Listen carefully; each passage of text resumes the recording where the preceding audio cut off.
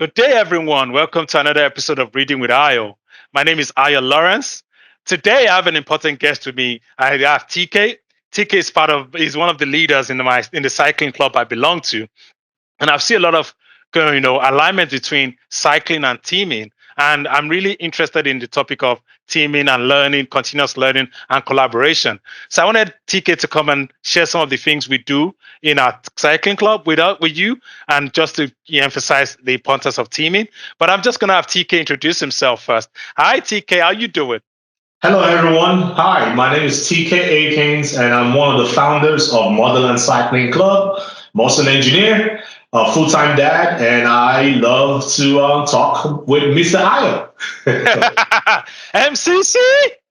Bridging gaps. Hey, so I started riding like a year ago, right? So I was riding by myself, mostly on the road, and I met the MCC guys riding on the road. And I asked them, hey guys, can I be a part of you guys? And they said yes.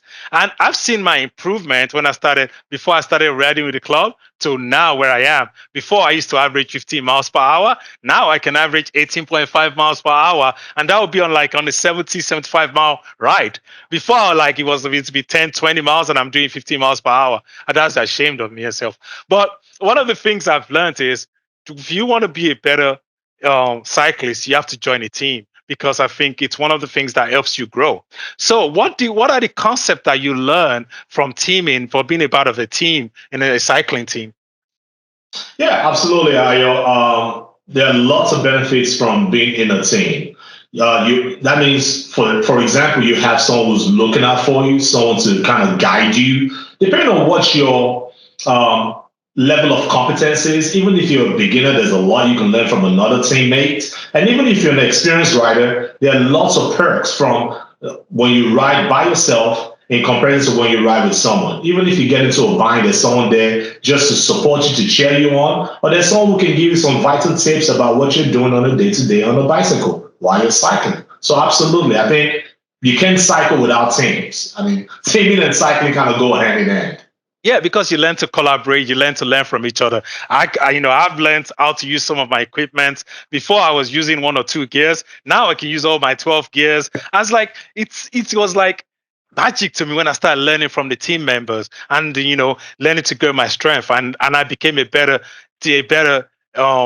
cyclist because my team helped me. And that's one of the things I always tell people in most organization I work with. We need to learn from each other and be a better teammate.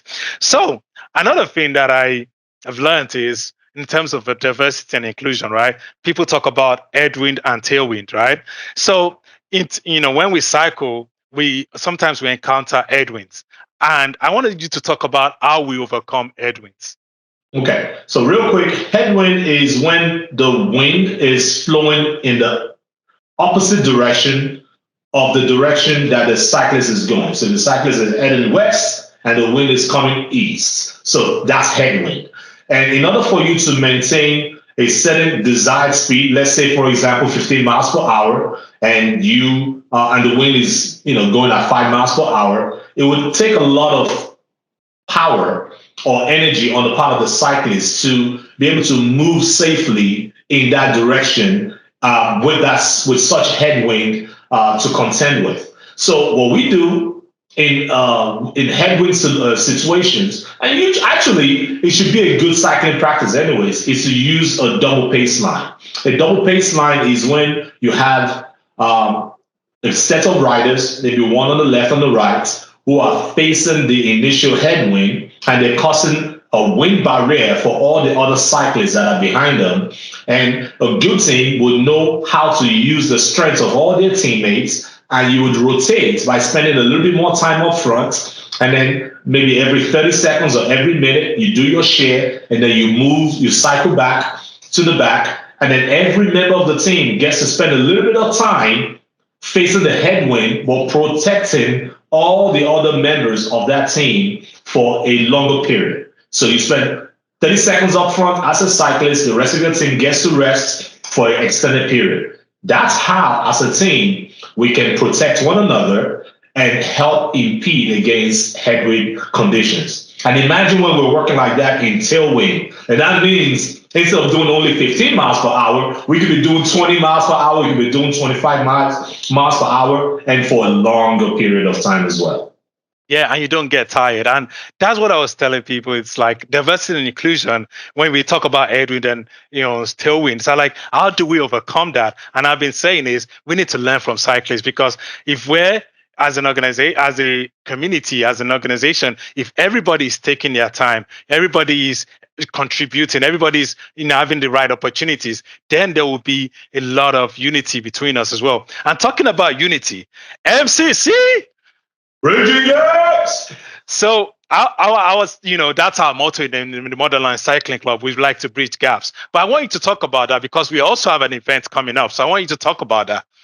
Yeah, this October 2nd, we will be having our second annual Bridging the Gaps event.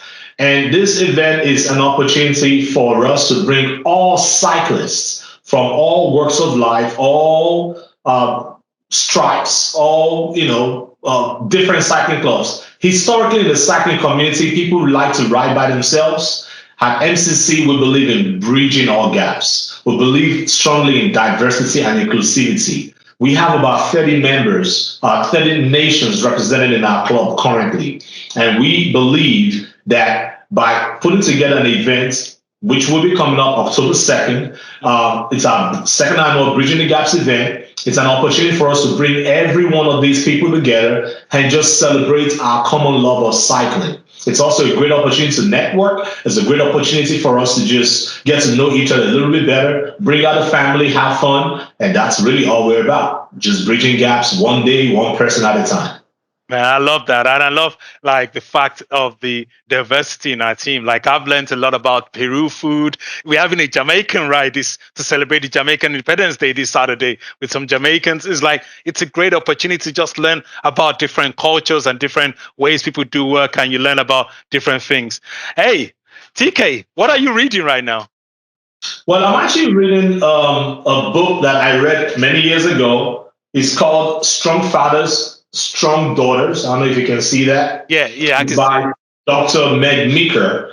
And really, I'm just learning to be a better father. I'm an expectant dad, and I can't wait. I'm going back to the drawing board just to learn a few things about what it really means to be a dad. Supposedly, the most important person in a daughter's life is their father, and we can't do it alone. But as a community, you can achieve great exploits. Yeah, I agree with you. I'm actually, my daughters and I, especially my last one, we're really close. Like what they can't get from mommy, they get it from daddy. So it's like, hey, daddy girls, I'm a dad. I love my daughters as well. They're the closest things. They break my heart. They break my bank account as well sometimes. That's what they're supposed to do. Yeah, but I really enjoy talking about cycling with you, and the fact that cycling is a teaming thing. And I think if we can learn from cyclists, because there was one day actually when I was still riding by myself, my tires, I didn't know how to fix tires then, and my tires burst. Then someone just came from nowhere, helped me quickly cycle. I've never met him before. He's different from me. Everything about him is he's a white guy. He's different. He doesn't even know me, but he came, he helped me fix it, and we went together and we rode for like 20 miles. And I was like, wow, this is great. This is the way the world should be, because the cycling community is a big community. It's a community whereby we help each other. When we see ourselves in trouble, we help each other. But TK, I'm going to say it again. MCC! We bridging gaps! All right. Thank you. Thank you, brother, for coming up and talking to me about this. I really appreciate it. Enjoy the rest of your day and take care. All right. Thank you, Ayo. Had a great time. Yeah.